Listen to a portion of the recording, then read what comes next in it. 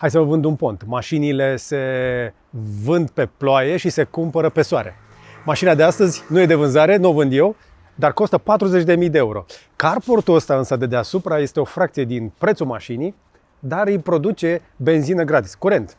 Așa mergi fără fum prin oraș. Dar nu toată lumea vrea pur electrică zilele astea sau carporturi cu stații de încărcare, cum am eu. Chinezii știu asta, așa că iată astăzi încă o mașină care are și priză și bușon de benzină. Omoda, da, așa o cheamă, a decis că cea mai bună idee este să debarce în Europa cu modelul 7. Așa îi spune. Pe lângă o baterie decentă pentru navetă, așa de zi cu zi, i-au mai pus sub capotă și un motor pe benzină de 1.5. De ce? Nu știu, pentru că toată lumea cere așa ceva. Mai nou, vrem să avem amândouă mașinile într-una. Dar eu mă întreb, oare de unde vine mașina asta? Că sunteți probabil dezorientați, că n-ați auzit până acum de Omoda, exact așa eram și eu până când am condus-o. Așadar, dacă ai urmărit canalul meu de YouTube în ultimele luni, ai mai văzut probabil prin curte sau prin alte locuri un Hyundai Tucson, un Chery Tiggo 8, un Tiggo 9, multe mașini electrice, dar și hibride. E un festival de SUV-uri, mai ales din China, pe piața din România și, sincer, e din ce în ce mai greu să le ții minte pe toate. Astăzi o să fac treaba ușoară. Pentru că mașina asta, deși seamănă cu un Lexus, e mai degrabă un Chery. Vă explic imediat. Omoda 7 e a treia mașină din gama Omoda și stă între un 5 și un 9. E făcută de Chery și vine pe aceeași platformă cu Jaeco 7, dar și Tiggo 7. Și pretinde că a fost gândită de la zero pentru europeni. Și că n-ar fi adaptată din China. E gândită cumva, e un Tiggo 7 de subtan stabilit, da? Dar hai totuși să vedem cum se simte mașina asta la condus. Am uitat în mașină, s-a legat telefonul, phone. Nu, stai că s-a deconectat. Așa, iPhone, CarPlay. Că de fapt asta vrei, nu? Ce vrei? Vrei CarPlay? Asta vrei. Android Auto sau CarPlay. Însă, până când se încarcă CarPlay-ul, aici sus ai niște widgeturi, cam puține mie, li sunt niște chestii importante, cum ar fi bingănele de care spuneam. Poți să editezi chestia asta, poți să mai adaugi lucruri de aici care nu mi se pare neapărat cele mai importante. Aș fi vrut, v-am spus, bingănelile. Altfel trebuie să duci la setări și așa arată interfața de setări. Aici ai câteva controle rapide. Va trebui să duci aici la Driver Assistance și sunt tot felul de chestii care, încă o dată, fac tot felul de sunete, dar mașina o să vezi că o să și vorbească cu noi la un moment dat. Controlul pentru head-up display, însă, după cum vezi, ecranul chiar se mișcă bine. N-am absolut nimic ce să-i reproșez. Nimic de reproșat. Mi se încarcă telefonul aici, am o încărcare wireless la 50W cu ventilație și răcire. Telefonul stă foarte fain aici la îndemână. Al doilea telefon stă fără încărcare. Am aici un spațiu unde pot să-mi pun ochelarii de soare. Două cup holdere, obiectele însă care se mișcă de colo-colo, cum ar fi, spre exemplu, cheia, care arată ok. Fac sunete când trec pe aici. În caz de nevoie, dacă cheia se descarcă, vii și o pui aici, ca să ți-o citească mașina și să poți să pleci de pe loc. Chestia asta se închide frumos. Așa deschizi cotiera, unde ai inclusiv răcire. Aici, spre exemplu, bagă aer rece. Foarte cool, nu? Foarte cool. În mașină avem Twitter, sistem de sunet care, încă o dată, nu sună rău deloc. Partea asta de aici arată destul de fancy. Aici sunt niște, da, și grile de ventilație. Aici este head-up display-ul și mașina este foarte grijulie să nu aburească. Sper că o să auzi la un moment dat cum o să facă, la un moment dat o să zică că, dar mai bine o lăsăm pe ea, că la un moment dat cred că va vorbi cu noi. Acum ne vrem să plecăm la drum și în momentul ăsta auzi motorul care merge sub capotă în ciclu Miller pentru că mi încarcă bateria. Intenționat nu am încărcat-o ca să pot să vă arăt, însă am plecat acum aproape o săptămână la drum cu rezervorul plin și mai am autonomie pentru 774 de kilometri. După 4-5 zile de navetă, mie mi se pare foarte bine. Uite cum arată consumul pe ultimii 50 de kilometri, e un pic mai mare acum. A fost undeva la 7,4, dar acum a crescut, că am ținut-o mai mult pe loc. Un consum, vă spuneam, de vreo 7,4 mi se pare realist. Tragi de maneta asta în drive, pleci de pe loc și cam așa arată unghiul de viraj, care nu este cel mai bun. Este o mașină măricică, dar e ok. Ne vom potrivi. Te ajută foarte mult pentru partea de vizibilitate ecranul ăsta, care, uite și tu cât de clar este. Și toată vizualizarea 360. Uite ce bine combină, chiar și la linii se vede cum combină imaginea de pe camere. Sistemele astea inteligente de pe mașini încep să devină foarte competente. Dar nu am ieșit din prima. Bine, am și un coleg care a parcat un pic nepotrivit și a lăsat numărul de telefon și scrie vă mulțumim. Vă mulțumim că ne suportați, nu? Trebuie să dea mai în față un pic. Anyway, hai să mergem. Și pornim la drum. Când merge la viteze mici, mașina face un sunet pe care nu reușesc să-l dezactivez și asta mă deranjează. Dar după care dispare. Și în rest, liniște. Mașina încearcă să se poziționeze din ce mi-am dat eu seama. Uite-te un pic la BZ4X-ul ăsta. Vezi ceva la bot? Nu știu, cum ți se pare? Seamănă așa? Nu știu. Ți se pare că o fi copiat Toyota Omoda? Sau invers? Poate găsim un Lexus pe stradă. Am pornit la drum, da? Îmi place foarte tare strada noastră, pentru că nefiind reparată, mă lasă să testez competent suspensiile mașinilor de teste. În restul zilelor, când nu am teste, mă deranjează. Dar astăzi pot să vă arăt chestia asta.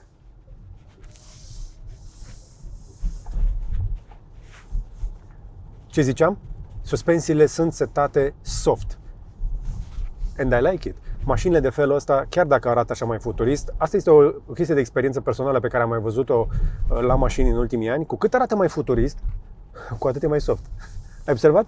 Dacă scrie sport pe ea, nu face sport, chestii de felul ăsta, iar asta este super confortabilă. Ce mi se mai pare însă util la ea, pe lângă partea de suspensii care, încă o dată, sunt așa destul de barcă, geamurile, deși sunt cu o singură foaie, e cu două foi. Ia deschid un pic la tine. Cred că se vede că e cu două foi.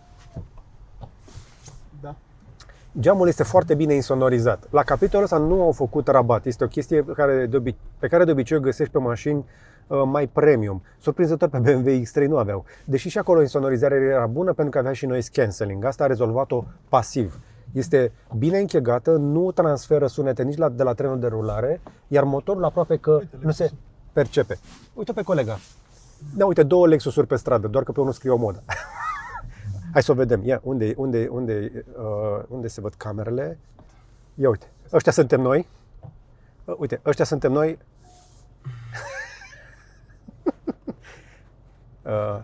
Așa.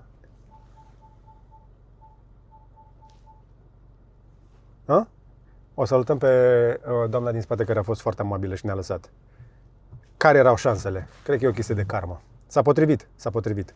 Și hai să revenim un pic la exterior. Știți care e faza cu piața auto din România în momentul ăsta? Părerea mea, e război. Numai că nu mai e un război doar între nemți cu francezi, cum era odată. Mai țineți minte? Sau cu italieni din când în când? Acum este între chinezi și chinezi.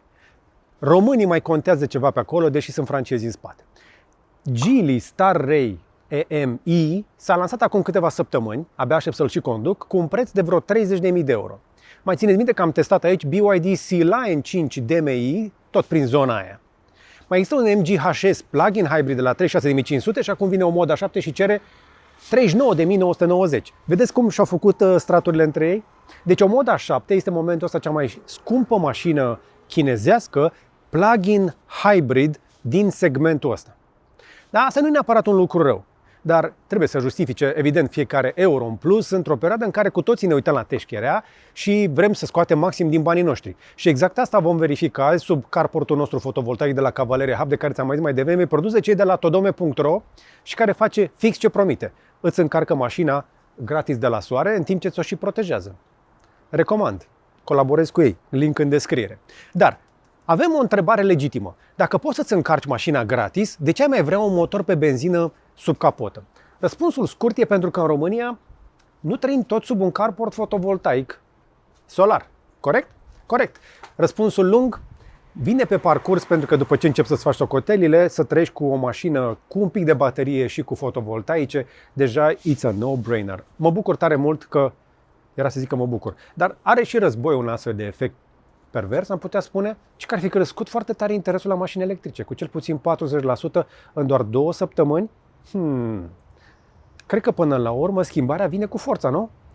Revenind la mașină, la exterior o Moda 7 arată bine, dar nu e spectaculoasă.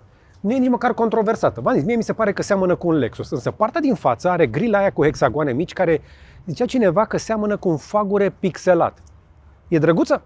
E ok, mie îmi place. Hai, serios, e frumoasă. Un logo mare frumos, o Moda aici. Îmi place linia asta foarte tăioasă așa și pixelii ăștia. Super drăguț. Îmi place. E frumos.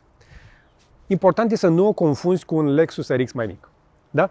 Pe lateral ai profilul ăla lungit, care îți dă iluzia de acoperiș plutitor și mânerele sunt și ele electronice.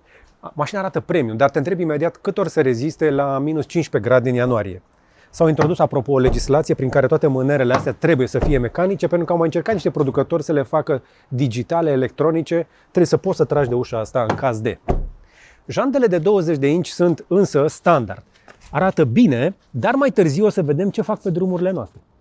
Nu sunt chiar așa de mari pe cât par. Din spate avem o semnătură LED care se continuă aici pe haion. Avem și pe aici și pe aici tot felul de elemente. O să vă mai băgăm noi niște imagini. Deci, e drăguță, nu? Arată bine, iar și din spate este un profil relativ european cu inspirație asiatică. Dar, de ce ți iei o mașină atât de mare? Pentru tot spațiul ăsta interior absolut masiv. Mai vrei mai mult? Mai avem și aici de sub kit de urgență, cablu de încărcare, stație de încărcare la priză și încă un loc unde să uiți obiecte pe care apoi le descoperi 6 luni mai târziu. Și are și chestia asta, care să protejeze spațiul, deși nu ai cum să vezi din exterior. Mai are și cârlige pe ambele părți, prize de 12 volți, un subwoofer competent acolo, un sistem de sonorizare care mie, sincer, mi-a cam plăcut. Și se închide și se deschide la buton. Ce mi se pare simpatic este că are serie de șasiu pusă și aici.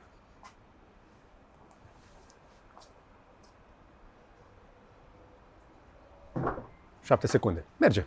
Deci la exterior nu ai de ce să te plângi. Problema e că nici nu ai de ce să te oprești pe stradă și să te întorci după ea, după ce ai văzut-o, poate prima dată. Încă o dată, mie îmi place, am văzut oameni care au întors capul. Dar, din punct de vedere design, este pur și simplu o mașină corectă vizual. Memorabilă, asta mai vedem. Și ăsta este un pattern pe care l-am observat la Chery, în general, grupul din spate. Fac mașini competente, dar parcă le lipsește o personalitate mai clară. Le trebuie parcă un pic de curaj, din punctul meu de vedere. O Moda 5 arată diferit de 7, care arată diferit de 9 și niciuna nu-ți spune o poveste. Doar că arată suficient de futurist sau de european în același timp. Mașina asta arată mult mai rapidă decât este. Nu? Hai să mergem un pic la interior. Vino de pe partea aia. Stai că la interior se schimbă treaba. Prima impresie este foarte bună. Avem tot felul de materiale moi. Partea superioară este cumva bine tapizată, la culoare. Am inclusiv trapa asta. Am mânere, am lumini, am tot ce contează. Am cotieră cu cup holdere, tetiere care îi coboară și spațiu foarte bun la picioare. Foarte, foarte bun. Este una dintre mașinile cele mai spațioase la picioare pe care le-am condus în ultima perioadă? Este. Și are un USB-A și un USB-C și grilele astea pe care le poți controla. Am testat cu un copil neastâmpărat aici și pielea a rezistat destul de bine. Nu, ăsta era planul, dar înțelegi ce vreau să spun. Îmi plac tot felul de șmecherii de genul ăsta, cum sunt cârligele, ai unul și acolo. Geamurile sunt fumurii, iar pe ușă avem inclusiv iluminatul ăsta foarte simpatic pe culori. Un tweeter aici, un difuzor în partea de jos, niște chestii care arată ca și cum ar fi de lemn și butoanele de la geamurile electrice mie îmi dau senzație de Mercedes un pic la atingere. Și boxa aia, Twitter-ul. Și Twitter-ul, nu? Da? Interesant. Protecție solară, vizibilitate bună către exterior, dar un pic fumurii și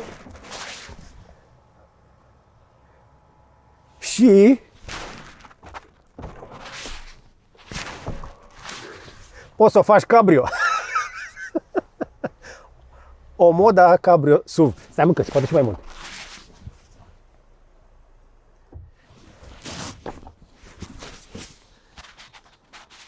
Să nu faci așa ceva, te rog, niciodată în trafic. Promiți?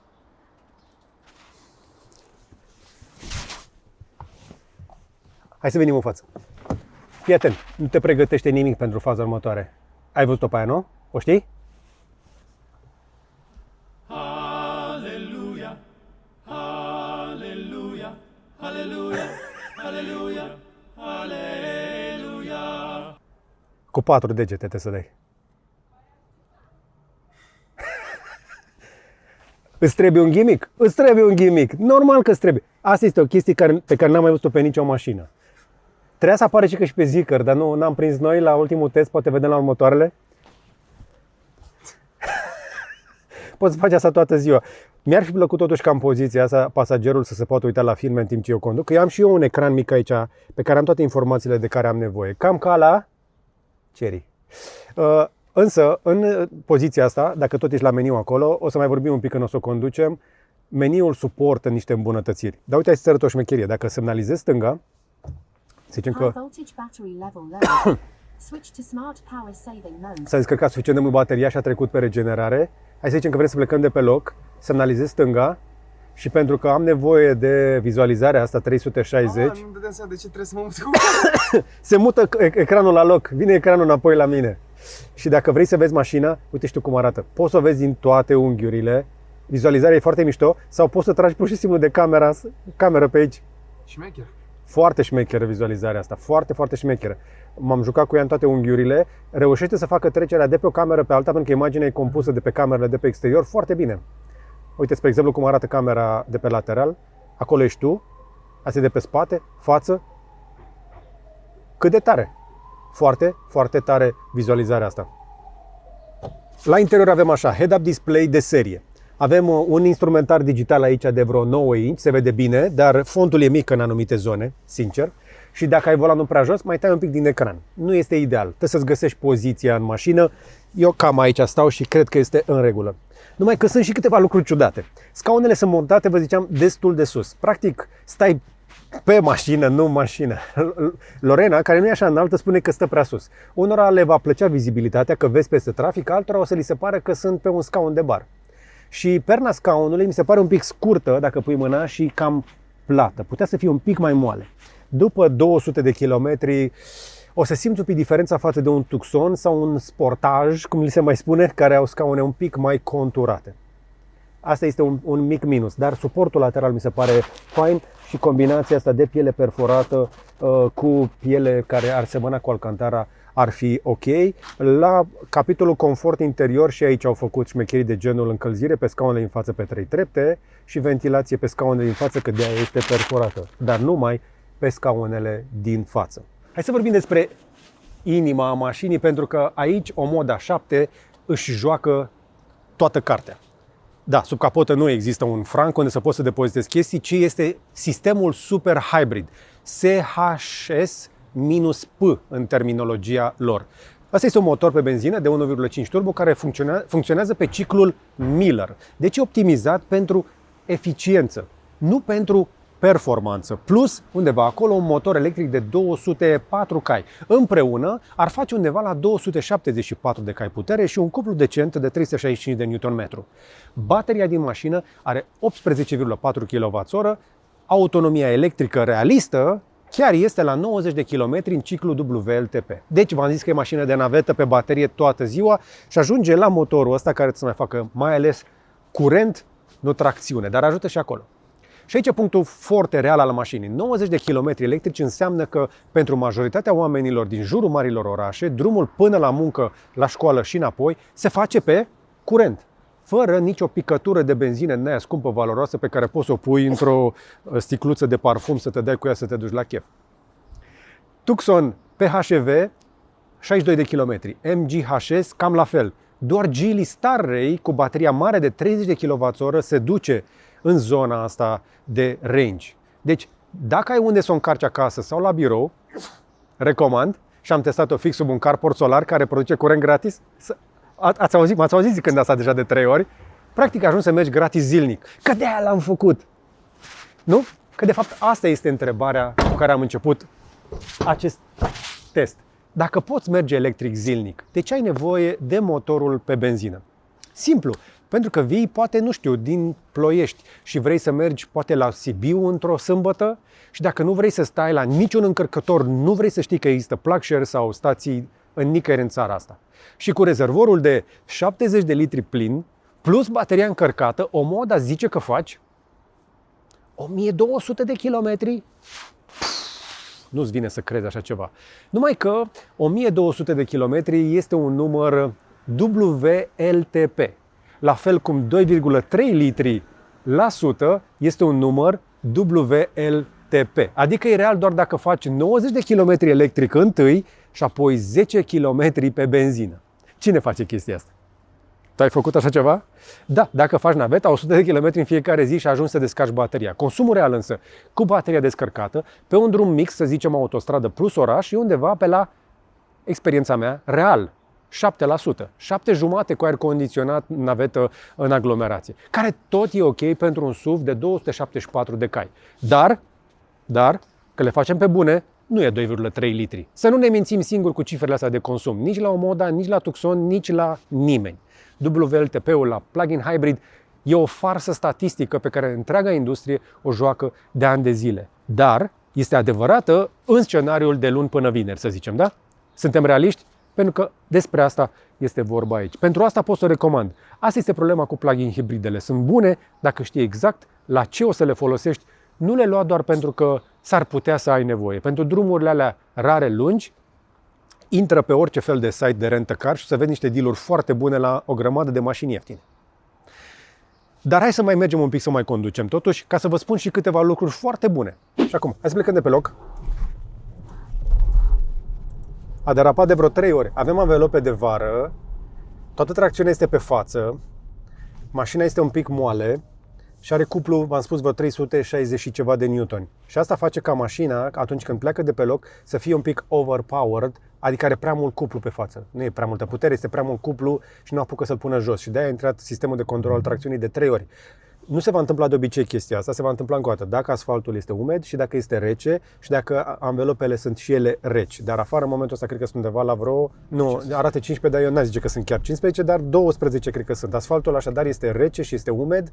Suntem la limita aia dintre sezoane și tracțiunea mașina nu poate să pună toată puterea jos. Când depășești oricum 200 de cai putere doar pe puntea față, începi să simți un minus. Deci, mașina asta nu are tracțiune integrală, deși aspectul exterior încă o dată te păcălește. Și eu cred că este o chestie bună. E o chestie smart pe care au făcut-o cei de la Omoda, pentru că altfel nu ajungeau la consumul ăsta de 7,3. Nu ai cum să ajungi la 7,3 pe o mașină cu tracțiune integrală, indiferent de dimensiuni. Deși, sincer, am mai spus chestia asta, lucrez la un material în care încerc să conving oamenii că nu avem nevoie de mașini atât de înalte. Mi-aș plăcut, spre exemplu, uite-l pe Tiggo 8, uite-l pe frate-sul, plug-in hybrid. Mi-ar fi plăcut, uite și Lexusul din lateral. Ce combinație, incredibil, ce noroc pe capul nostru. Mi-ar fi plăcut mai degrabă ca în loc... Adevărul e că nu erau foarte multe șanse. Nu erau foarte multe șanse, nu? Să fie un NX350H în același timp cu noi pe stradă. Și un Cherry pe aceeași stradă, da. Sincer, mi-ar plăcea să văd că producătorii încep să revină și sper să nu o facem forțați din cauza carburantului, să revenim la mașini un pic mai joase, un pic mai ajustate la stilul nostru de viață. Noi aici nu trăim la munte, nu trăim în deșert, nu avem nevoie toți de mașini militare de armată. Avem nevoie de mașini eficiente și confortabile și sigure. Mașina asta reușește să facă lucrul ăsta. Minusul pe care ți l-am zis, suspensiile sunt soft, dar dacă vrei să faci soft o mașină înaltă, o să obții chestia asta. Pare un pic bărcuță, da? Deci, întotdeauna, țineți minte, dacă vrei mașină confortabilă, suspensiile trebuie să fie soft și atunci nu o să mai fie la fel de sportivă. Asta e ce am învățat eu pe parcursul anilor de testat mașini. De-aia, nu știu, eu aș vrea mai multe mașini cum e Skoda aia Octavia. Cum ar fi să vedem, uite, spre exemplu, cum are BYD-ul Seal 5, nu Seal Line, știi? Seal-ul 5 la plug-in hybrid, ăla e un sedan. Aș vrea să văd mașini hatch-uri. Uite, spre exemplu, cum este Corolla asta hibrid sau mai mică. Vreau să văd Golf electric, vreau să văd competiție și pe segmentul ăla. Deocamdată suntem în punctul în care oamenii vor astfel de mașini care reușesc să bifeze tot ce au cerut oamenii. Suntem în punctul în care industria auto chineză reușește să livreze mașini exact cum le cer oamenii. În momentul ăsta, apropo, mașina are bateria la 18%, motorul încarcă bateria pentru că atunci când ajunge la 15% pornește încărcarea. Poți să o programezi la încărcare, poți să o încarci la stații de încărcare prin oraș sau poate să-ți dea chiar și curent prin V2L. Ia uite. Vezi? Are inclusiv sistem V2L, ceea ce mi se pare iarăși foarte util, cu un adaptor, apropo, pentru așa ceva. O să ajungem în ziua în care sper eu să ne putem lega mașinile la rețea și să fim plătiți pentru faptul că lăsăm furnizorul de energie să ne folosească bateria câteva ore pe noapte. Se întâmplă deja în Germania, proprietarii de X3 prin Neon, mi se pare că primești 700 de euro pe an. Sunt niște bani, nu? Pe care poți să mergi după aia gratis niște mii de kilometri, foarte cool. Aici la battery display poți să pui mașina pe battery level, eu am pus-o pe procente, dar dacă o lași pe dynamic o să-ți arate câți kilometri mai ai de autonomie reală. Pe standard îți arată tot așa ceva foarte aproximativ. Încă o dată, programări pentru plecat, o grămadă de setări cu care o să ajungi să te obișnuiești și îmi place inclusiv chestia asta de desktop așa, cu imagini. Și au pus așa de mulți munți, poți să schimbi apropo pozele astea și poți să spui ce poze vrei tu. Uite și tu ce fain arată. Asta, știi ce sunt astea? Trecime di Lavaredo, în Tirolul italian. Foarte drăguț, recomand. Am fost acolo, e un traseu foarte ușor, recomand. Poți efectiv mergi în jurul lui, nu e foarte greu, durează câteva ore. De familie așa, sau poți să te duci în spațiu. Foarte cool. Îmi place foarte tare chestia asta.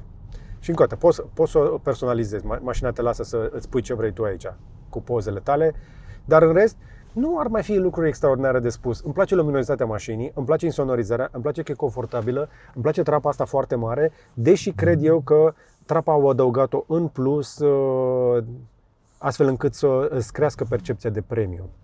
Trapele nu sunt o piesă ieftină, sunt și o piesă care se uzează evident în timp, dar nu mai sunt așa mari probleme cu ele. Însă întrebarea este, la mașina asta așa cum o vezi, cu atât de multe brizuri pe ea, eu cred că ar putea să mai taie din preț și tocmai de aceea cred că există Tiggo 7. Adică eu aș prefera sticlă în loc de o trapă care se deschide complet. La căldură, poluare, gălăgie, chestii genul ăsta, eu nu deschid trapa decât dacă poate aș fi fumător. Dar îmi place vitrajul, îmi place deschiderea, încă o dată, spațiu surprinzător de bun, inclusiv în spate și mașina nu se simte nici măcar grea, deși este așa de soft. Suntem conjurați de mașini care merg în momentul ăsta și este liniște complet, muzica se aude bine, o mașină pe care chiar pot să o recomand pentru navetă și chiar și pentru drumuri lungi în niște limite. Trebuie să mai vorbim despre o chestie care îi stresează pe cei mai mulți oameni care și-au o mașină nouă. Garanția. Un lucru pe care Omoda îl face mai bine decât aproape toată lumea din segment pe hârtie. Garanția. Adică ce înseamnă asta? Ei promit 8 ani sau 160.000 de kilometri garanție generală. Și atenție, 8 ani sau 1.000.000 de kilometri pe componentele de propulsie, motor termic și electric. Că de-aia motorul ăla este atât de rezistent, pentru că nu va fi folosit de cele mai multe ori pentru tracțiune, ci pentru a genera curent. Bă, dai 1.000.000 de kilometri. Nimeni nu oferă asta în Europa. Hyundai dă 5 ani fără limite de kilometri. Toyota a mers la 10 ani pe anumite piețe. Bă, dar 1.000.000 de kilometri pe tot powertrain-ul, adică pe tot sistemul de propulsie. E o declarație de încredere brutală, dar eu cred că este o declarație mai degrabă de marketing care va trebui testată. Dar dacă ți iei o mașină de genul ăsta și ai de gând să mergi 1.000.000 de kilometri, ești bun. Da? Oricare ar fi motivul însă, pentru cineva ca mine sau ca tine, un cumpărător care ezită între un brand chinezesc, un Tucson și orice altceva, garanția asta contează enorm. Și ăsta este cel mai important argument de vânzare al mașinii. Doar că trebuie să știi unde e serviciul, nu? Și asta încă nu știm. Acum, trebuie să fac o legătură cu cei care vor să facă ușor poate migrarea către ceva cu baterie. Că am auzit încă o dată că este interes foarte mare pentru mașini de felul ăsta. Asta urmează, apropo, la test. Este una dintre cele mai eficiente mașini pur electrice. Trebuie să vorbim despre elefantul din curte. Sau mai bine zis despre carportul ăsta de aici, că l-am lăsat un pic la final să vă mai zic câteva lucruri. Eu testez o Moda 7 sub carportul fotovoltaic de la Cavaleria Hub. Dacă nu știți despre ce este vorba, este un carport care are deasupra panouri solare bifaciale pe post de acoperiș. Nu te plouă sub ele și trece și lumina pentru că sunt un pic translucide. Poate genera suficient curent nu doar cât să-ți încarci mașina, ci să-ți țină o casă. Între nu fie vorba. E suficient de mare să țină 2 case tipice. Mașina ta stă la umbră vara, nu se încinge la fel de tare, unde se și încarcă și tu nu mai plătești nimic. Te protejează și de zăpadă prea multă, nu perfect, dar e suficientă, și de grindină. Da, bifacialele sunt foarte rezistente pentru așa ceva. Deci dacă ții un plug-in hybrid în cele din urmă, nu doar o electrică, și ai destulă autonomie electrică, practic începi să mergi pe gratis. Și cred eu că ăsta este cel mai mare hack din istoria condusului. Să poți să-ți faci benzină la tine în curte. să-ți faci propria ta energie. Generația copiilor noștri o să ne întrebe de ce nu am pus panouri pe orice suprafață disponibilă. Carportul e un exemplu perfect, e aici în curte, oricum ocupam spațiul ăsta, de ce să nu producem și curent în locul ăsta? Asta mi-am dorit de când am renovat această clădire. Are sens acum?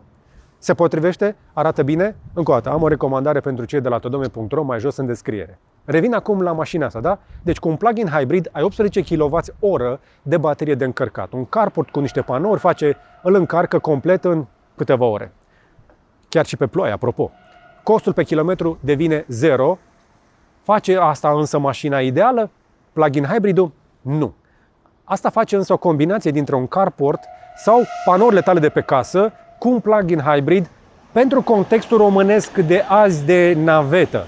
Dar nici pentru asta nu mai sunt 100% convins și de-aia am mai făcut un material aici pe canalul meu de YouTube în care am încercat să explic care este adevăratul cost de operare când îți iei mașină. Recomand la orice mașină, inclusiv la asta, sau la aia sau la oricare, chiar și la aia mai veche de acolo, să-ți bagi toate costurile într-un formular pe care o să ți-l arăt aici și să vezi cât plătești de fapt pe kilometru.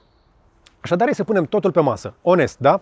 Ce e bine la o Moda 7? Cred sincer că sistemul plug-in hybrid e cel mai bun lucru din mașina asta. Pentru că e făcut de Chery și sunt lider la acest capitol. 90 de km pe curent, tranziții line între curent și termic, un consum mai mult decât rezonabil, chiar și cu bateria goală.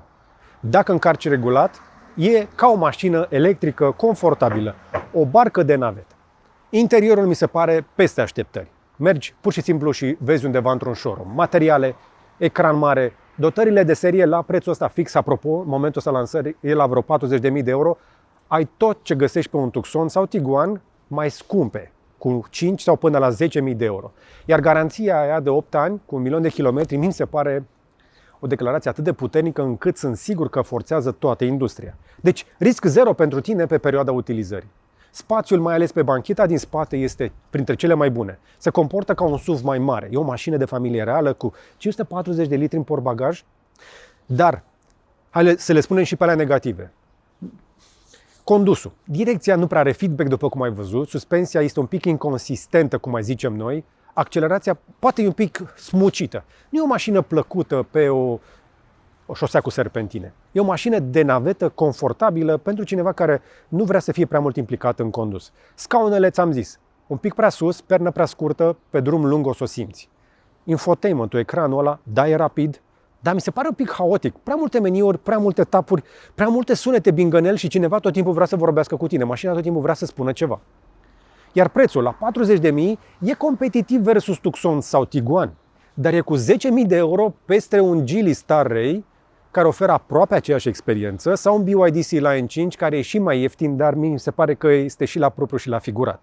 Însă, prețurile contează, iar războiul ăsta al prețurilor în segmentul ăsta al chinezilor este brutal și o Moda 7, încă o dată, nu e cel mai ieftin soldat de pe front, pentru că vrea să fie cel mai cool. Și să nu uit de indicatorul de autonomie electrică care mai minte și el, ca la Tesla.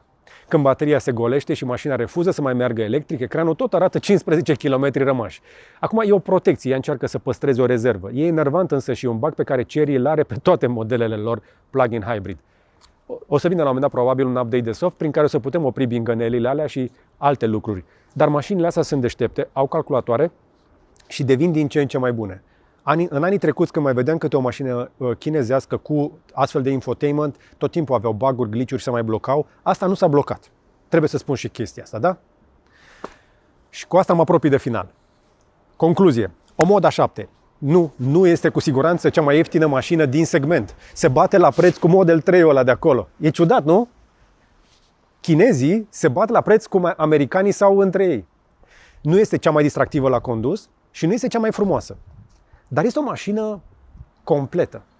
O mașină aproape completă. Adică dacă faci o listă cu tot ce ai cu adevărat nevoie de la un SUV de familie, spațiu, dotări, sistem plug-in hybrid eficient, garanție serioasă, un preț care să stea sub 40.000 de euro, sunt convins că o să mai dea și promoții, o Moda 7 bifează cam tot. Nu este extraordinară la nimic, dar nu este proastă la nimic. E mașina pe care o recomand cuiva care nu vrea bătăi de cap și care este totuși deschis la minte să încerce o chinezească, care vrea să meargă și pe electric la birou, pe benzină la munte și să aibă o mașină care arată bine în parcare. Fără să fi dat 50, 60, 80 de mii pe ea. Și dacă mai pui și un carport solar deasupra, e a patra plasare și cu asta am terminat, călătoria devine literalmente gratis. Numai că dacă eu ar fi să dau banii mei, cum a zis Spike, din buzunar, m-aș uita lung la toate ofertele din piață. Aș testa și aș hotărâi eu pe banii mei. Nu l-aș lăsa eu pe un influencer de pe YouTube să-mi spună pe ce să dau. Da? Apropo, am mai testat și un Zeekr aici. Tehnologie Volvo sub capotă. Multe mașini interesante, aveți de unde să alegeți, dar pentru asta mai există și alte review-uri. Știu că atunci când îți cauți mașină o să vezi foarte multe. Mă opresc însă aici. Vă las mai multe specificații dacă vreți prin descriere. Mai găsiți mașini la mine pe canal. Eu sunt George Buhnici, mașina e sub carport, soarele nu prea încarcă astăzi, dar cred că o să vină mâine și cred că viitorul arată cam așa. Doar că nu toți am ajuns încă acolo. Vă doresc tuturor să încercați să trăiți așa dacă puteți. Dacă nu, măcar să ne facă STB-ul viața mai ușor. Hai să ne vedem la comentarii. Veniți să-mi spuneți dacă vi se pare mașina interesantă, dacă ați dat banii voștri pe ea. Vă las și un link pentru carport în descriere încă o dată. Mai căutați pe canal review-urile cu Tucson, cu Tigo, cu BYD și cu toate celelalte. A fost, v-am spus, festival. În ultimele luni m-am distrat la mașini mai mult ca în prima tinerețe. Like, share și subscribe. Și până data viitoare, să vă fie numai bine.